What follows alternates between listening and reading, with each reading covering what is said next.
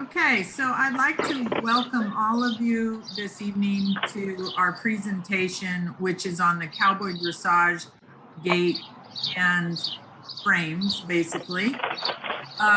We have a clinician and judge committee that's been working very hard on this project. They're going to be working on some more presentations. And I just want to introduce this committee to everyone that's watching. They are Susan Doctor, Cheryl Strathman,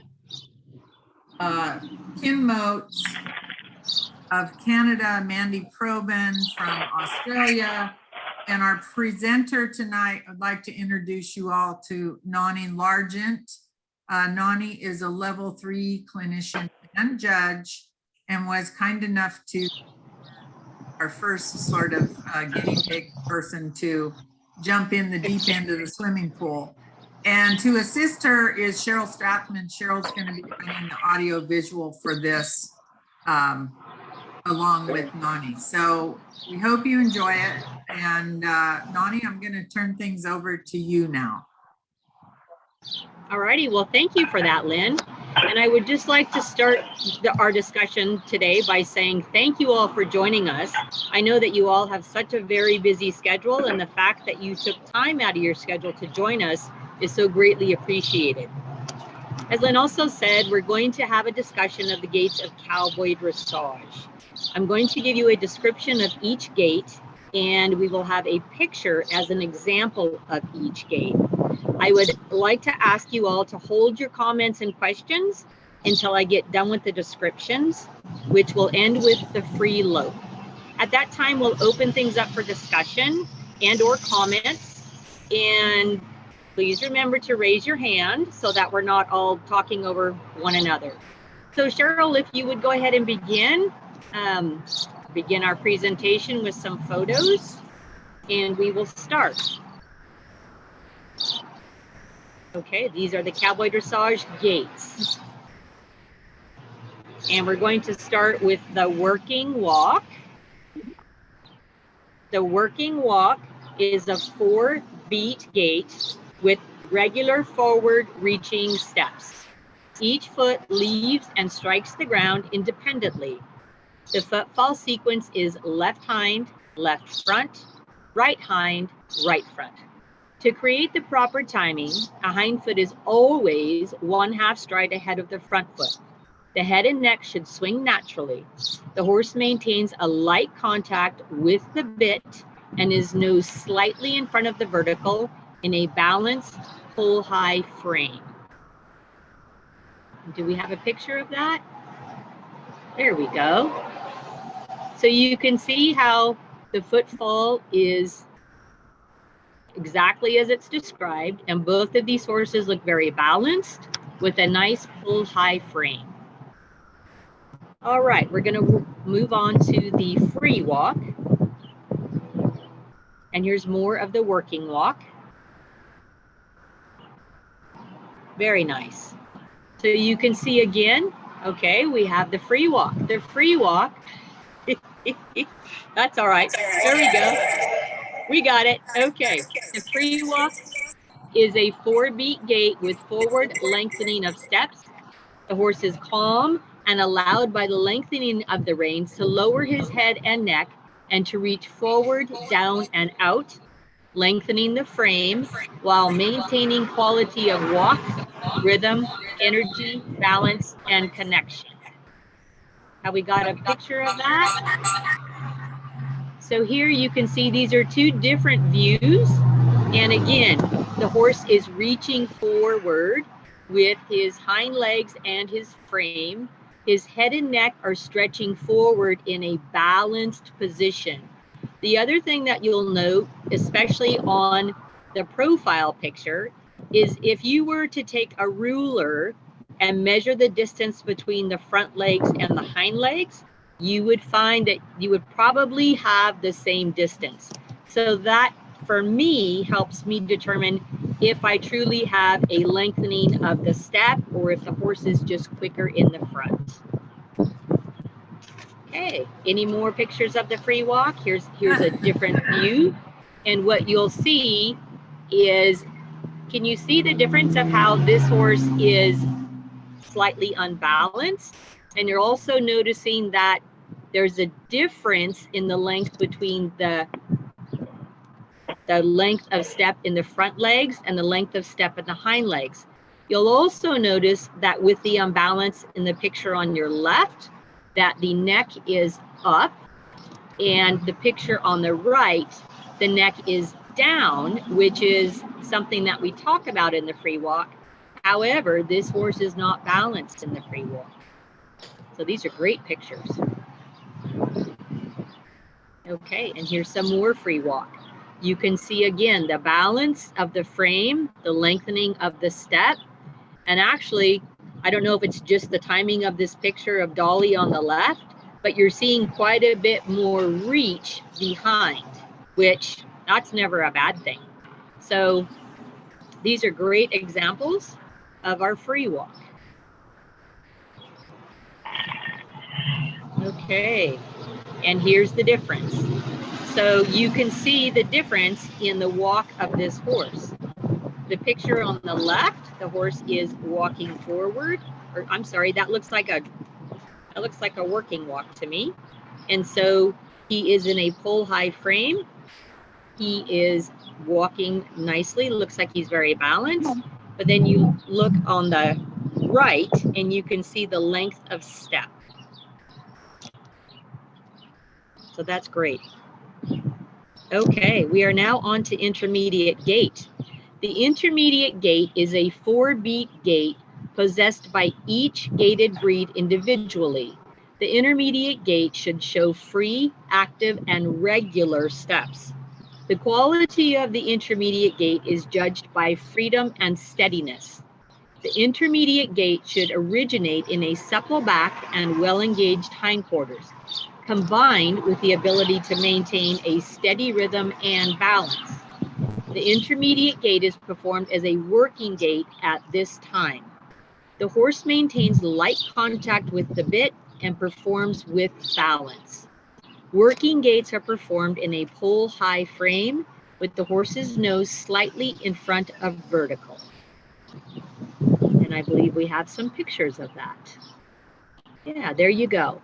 So the most important thing with our working with the intermediate gait is that we want to continue to look for and listen for regularity of the gait.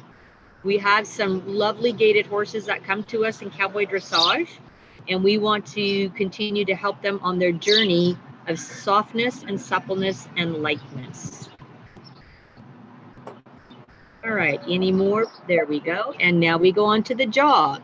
So this is a basic description of a jog. The jog is a 2-beat gait with regular forward-reaching steps. Each foot leaves and strikes the ground in diagonal pairs. The footfall sequence is left hind with right front and right hind with left front. To create the proper timing, each pair is 1/2 stride ahead of the other. And now we'll be looking at, there you go. So you can see how the legs are moving in diagonal pairs in both of these pictures. These are great. And now we're going to move on to the working jog for Cowboy Dressage. The working jog is a 2-beat gait forward with even and elastic steps. The back is supple and the shoulders are free. The hind legs should step forward under the horse. The horse maintains a light contact with the bit and his nose slightly in front of the vertical. Working gaits are performed in a pull high frame. Rider must sit the working jog. And we have some examples here. So both of these horses you can see are balanced. You can see the legs moving in diagonal pairs. So these are great examples of what we're looking for in the working jog. And some more examples. Different body types, different horses. Okay, and on to the free jog. The free jog is a 2-beat gait with forward movement and lengthened, even, and elastic steps. The horse is calm and allowed by the lengthening of the reins to reach forward. lengthening the frame and stride while maintaining quality of jog, rhythm, balance, and connection. The horse maintains light contact with the bit with his nose slightly in front of the vertical. Posting is an option. There you go. And so this is a lot of what we see like in the ranch riding classes. And I like to tell people that this is a great prep for the free jog. But this horse is very well balanced. You can see he is coming from behind and lengthening his steps. He is reaching forward with his neck as well. And here are more steps. We have Cheryl and Susan. Look at Buddy go. He almost looks like he's floating. And so these are both great pictures of what we're looking for. Again, two totally different body types, but you can see that there is clearly a difference. And that's a close-up. And if you look closely at this picture, you will see that this horse has 1 foot on the ground. So even though, and you have to slow this down and get this particular snapshot to really be able to see this. You cannot see this with the naked eye. But if you were looking at this and this were going on in your ring, you would say, awesome. But this is just an example of this horse he's a little unbalanced.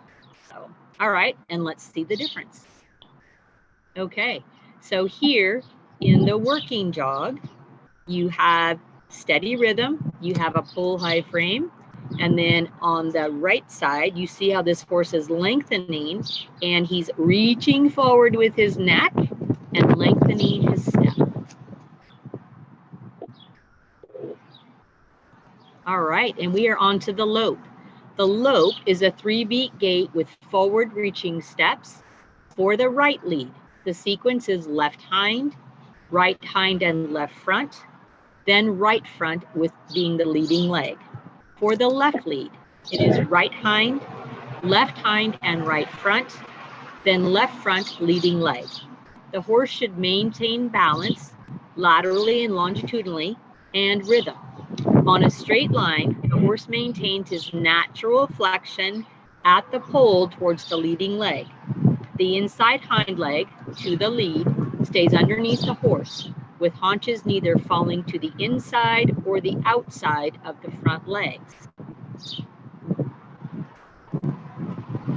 For Cowboy, this is so cute. So this is our working lope, and see how this little darling is pushing from behind. He's elevated in the front, and he has a pole high frame.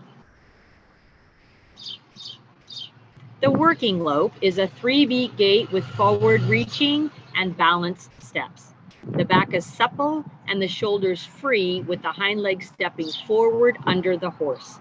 The horse maintains a light contact with the bit, his nose slightly in front of the vertical in a balanced pull high frame. These are great examples of the working lope. These horses are very well balanced. You can see the hind legs stepping clearly underneath the horse. He is balanced, his shoulders are up in a pull high frame, and they're relaxed and supple through the back.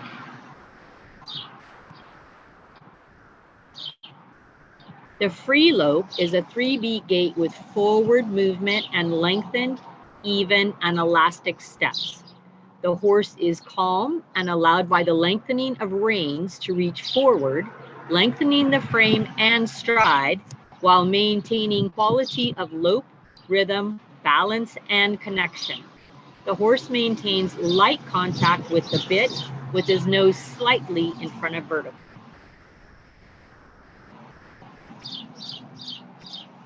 See, love this. You can see how the horse, even without a rider, is able to do this. Clearly reaching forward, shoulders are up, lengthening of the top line and opening the throat latch.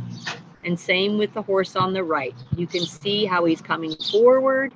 He does have a pull high frame, but you can see how he's reaching forward and stepping underneath.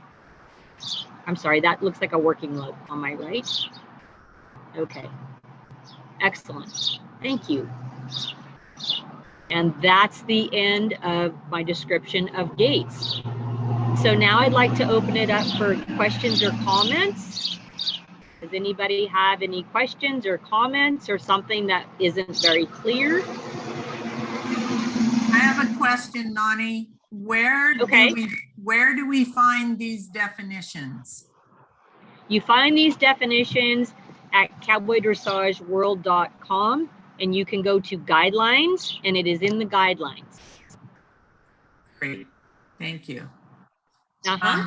Cheryl, let's end the screen share, and then let me change my view here.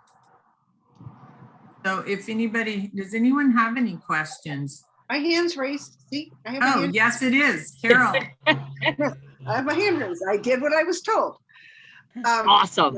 Let me hang on. Let me lower my hand. Okay, I have a few questions. On the intermediate gait, I see so many lovely horses. I love the gaited horses. But I see them behind the vertical.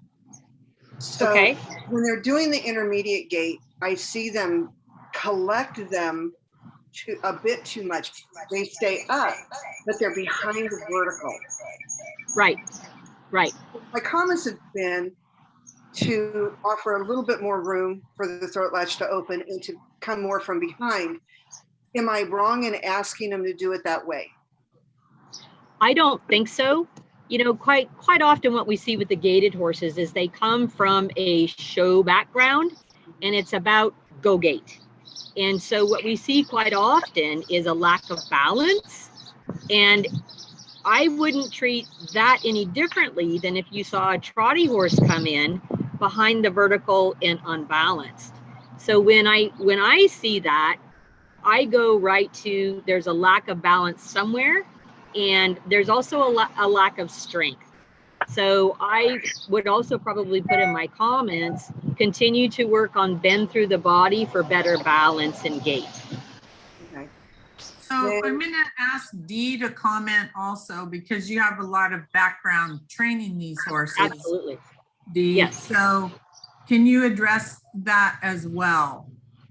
That question. I would agree with Nani.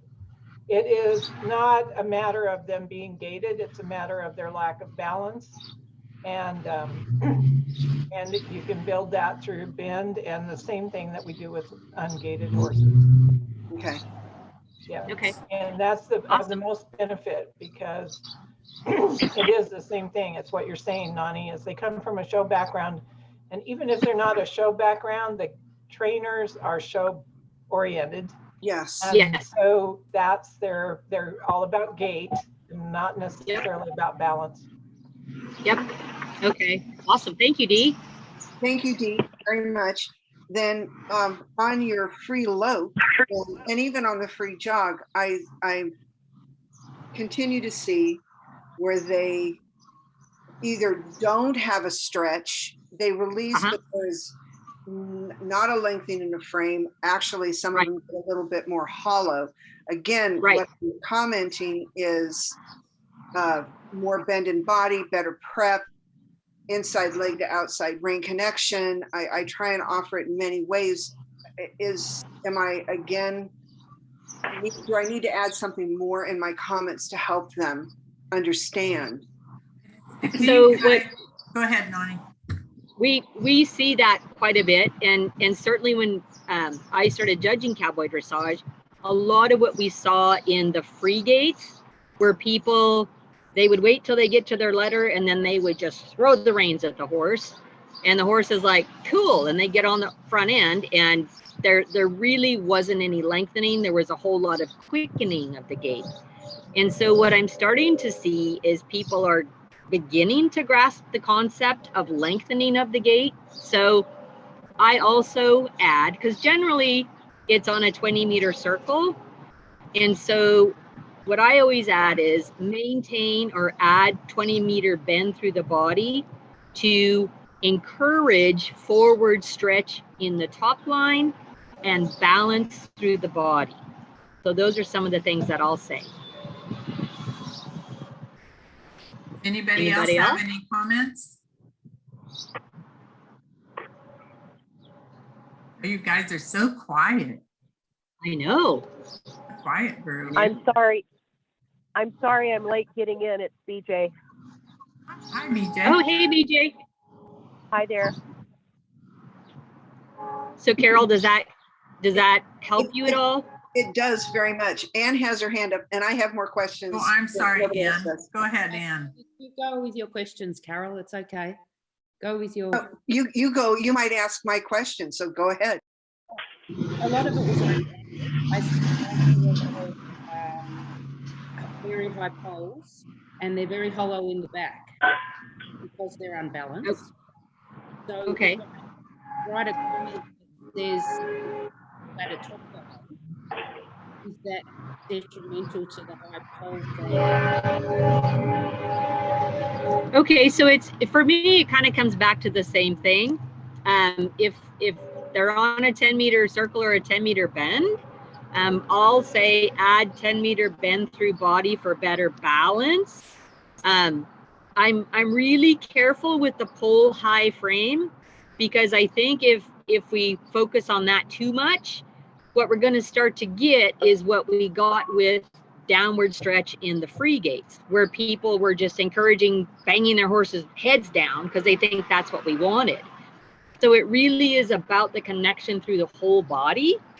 And so I'm always encouraging them to maintain the bend or get more bend or continue to ask, because that's going to help their balance more than anything else. Does that make sense? Yes, because it's the most common comment that I make. Okay. I didn't get all of Anne's questions, but I think she asked what I was curious about, where you've got the pole high. They're not pulling the horse down, but the horse is technically hollow. Is that what you're talking about, Anne? Okay. And so and I agree that not to pull the head down, but I was commenting to create better energy from behind, bend in the body. Right. There's no push on the horse, but if they've got a hollow back. Okay, so Mandy, I can hardly hear you. Or Anne. Anne. Is it Anne? Anne, sorry. Anne. I can hardly hear you. So it sounds like that you're seeing some hollowness in the back. Is that correct? A lot, and it comes mostly from there is no push from behind, and so they're creating a hollow back, which looks pretty, but there's no. Okay. So I talked about. So if they're not coming. Go ahead, Nani. No, I was going to say, so if they're hollow backed and a pole high frame, they more than likely are not coming forward. So they need a little more energy or a little more giddy up to accomplish that. And so, again, that gets back to kind of a steady rhythm. And so that's where we go back to our definitions, and we look at that, and it says steady, balanced rhythm. And so that's one of the things that you could put in your comments.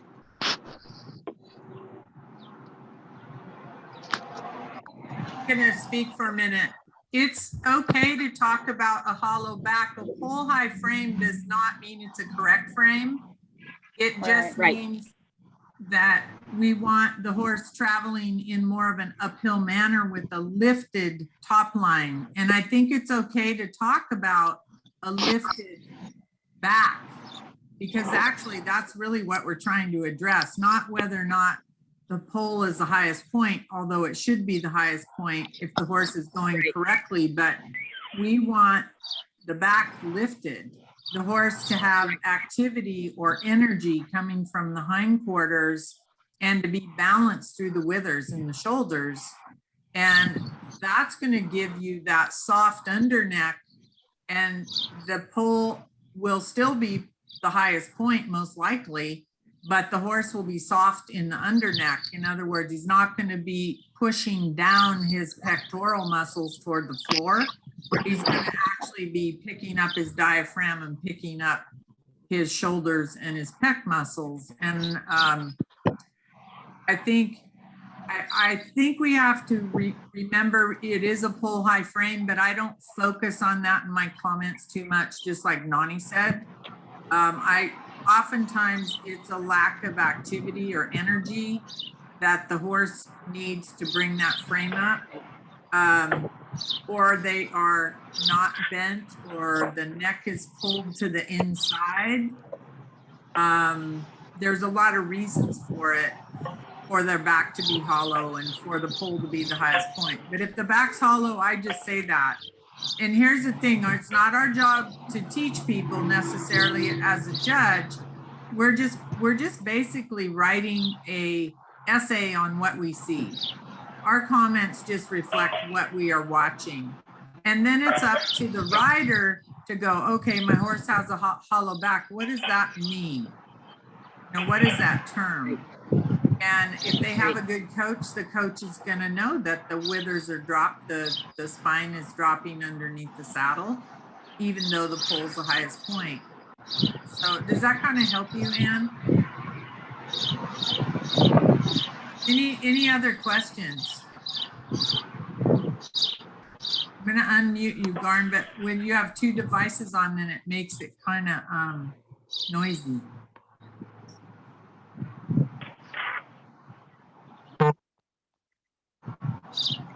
Wait for Garn to unmute his phone. Unmute your phone. Okay. Can't hear you. Unmuted now. There you go. Okay. There we go. So I just wanted to add this. A lot of times as training horses for that, when I see a horse that's hollowed out in the back, and I agree with all that of what you're saying, is that, but I see when the reins get too tight, the horse pushes in the bridle, even though it could be pulled high, which causes to drop the shoulders and not push from behind because it's not soft through the pole and into the mouth. Right. And that's where I see some of that stuff that happens. And then they hollow out in the back. Right. So that, I don't know if that would help with a comment on something like that, but whenever I see reins really tight, that a horse is pulled high, shoulders are dropped, hollowed at the back, to me, that's the bridle. Agreed. Yeah. And so what you get with that I see quite often is there's a disconnect. The neck is no longer connected to the rest of the body, and that brings on so many things that we see. So one of the things that I really appreciate about Cowboy Dressage is that we have the ability and we have the permission to look at the whole horse. We're not just looking at a neck frame or a headset, as we truly get to look at the whole horse. And that's pretty cool. That's pretty darn cool. So I appreciate that. Jill, on Elton, you have a question. Okay, there we go. Sorry, I got in late too. I pretty much missed the presentation part because I just got in from teaching, thus, you know, all the hay and everything else.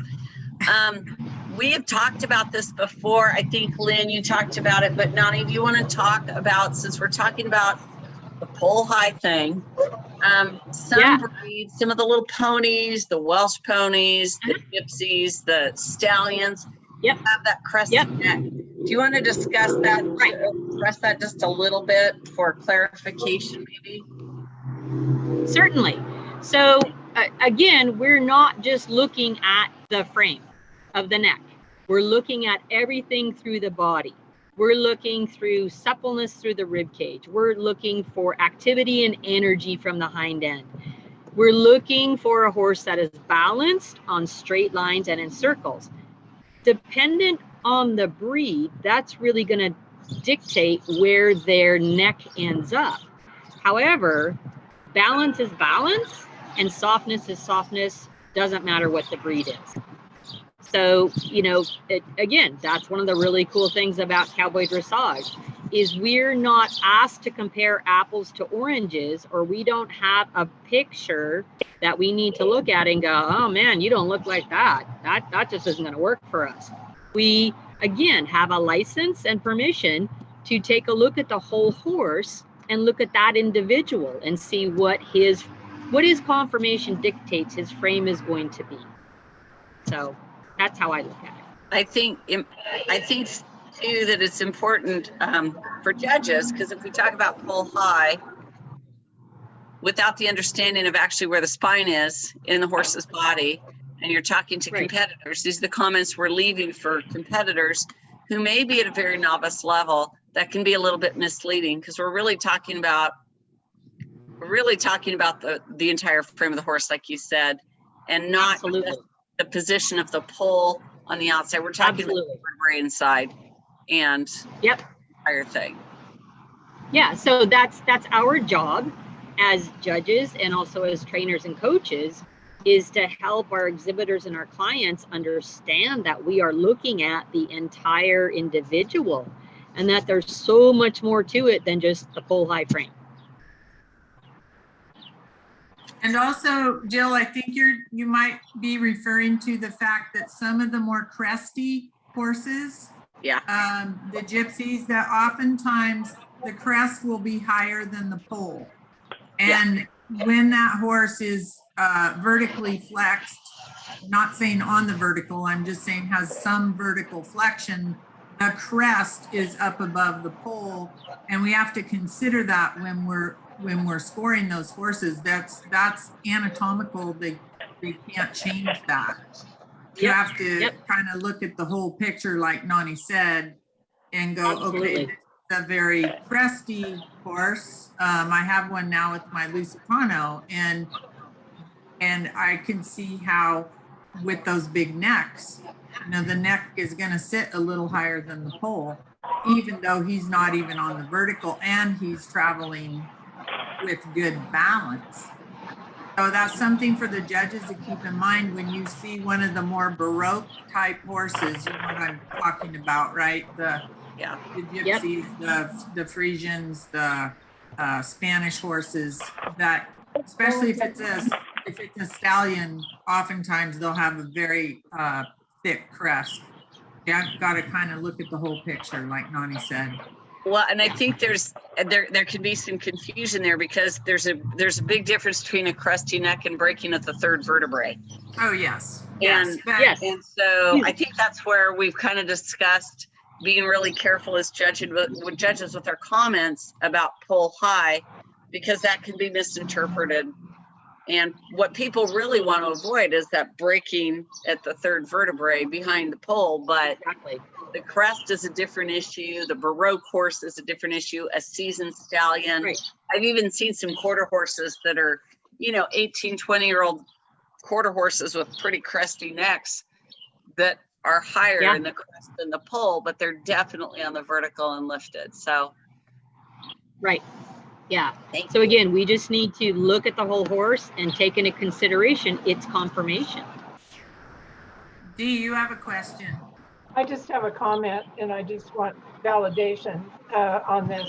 I think as a judge, I try to stay away from saying pull low, even though I do see that a lot on horse sheets, because pull low ends up being what Jill is talking about. And the reason the pole is low, depending on if it truly is low because of lack of balance or the something else that really isn't, it's not just that the pole is low.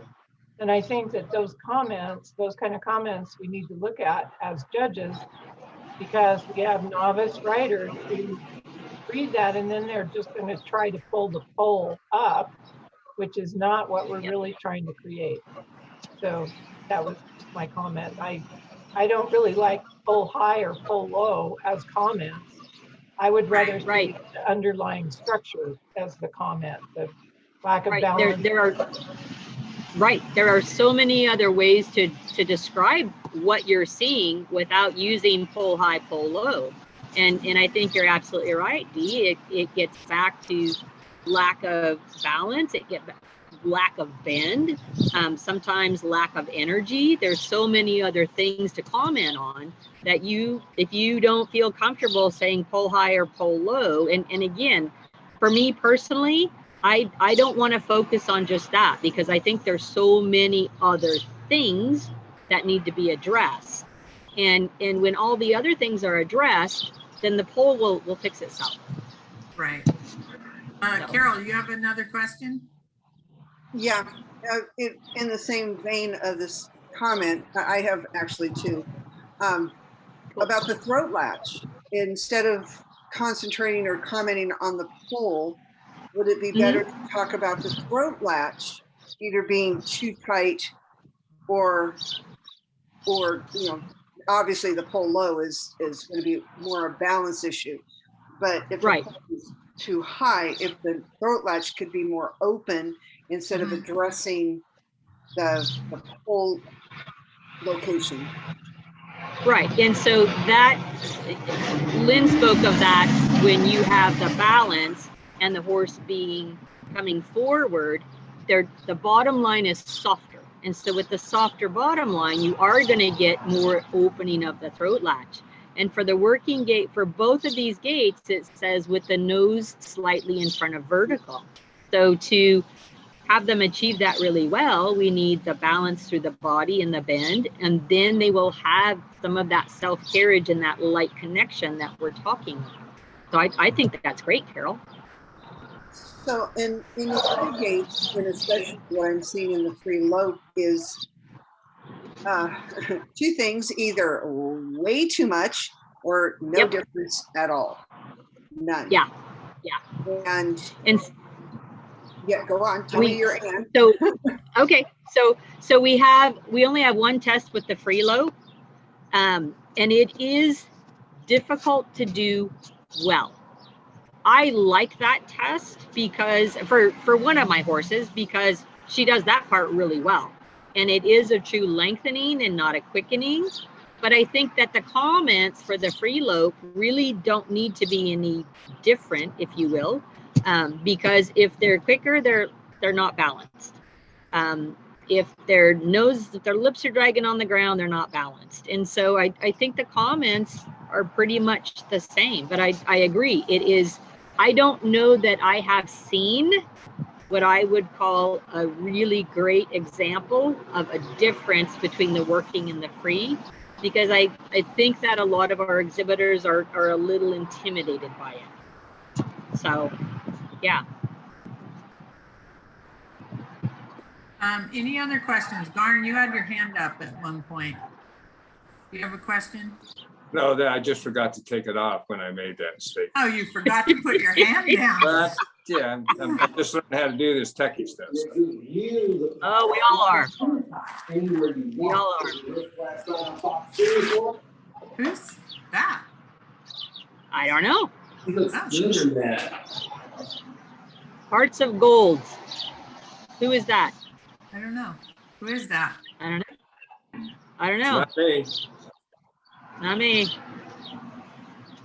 Anybody else have any comments or questions about the gaits? Now's your chance to ask away.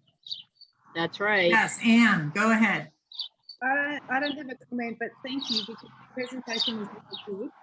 And I really like the pictures of the different footfalls and the spaces between them. Because, like you said, often you don't notice that as closely because it happens so quickly in front of you. Right. And so it's something that I can sort of now sit back and have a look at, because it relates to how balanced the horse is. Excellent. Well, we're all just so happy to do this, because I think that we are now at a point where we have judges and clinicians kind of scattered everywhere. And so I think it's a great idea to start developing this library and certainly have these discussions so that we can all continue to maintain our continuity in our teaching and our judging. And that's again, the really cool thing about Cowboy Dressage is we are able to have this sort of closer connection and have these discussions. And that's what makes us the greatest discipline. So thank you for joining us today. Anyone else have any comments or questions? I can't see some of the people's hands because they're blacked out. So it looks like we don't have any further questions. I want to thank you all for coming out today and being on this Zoom call. We're going to continue along with this. We are building a library. I'm going to try to get this video posted this evening on our Facebook page with a link to it. So those that couldn't make the call would be able to on the link and watch this video.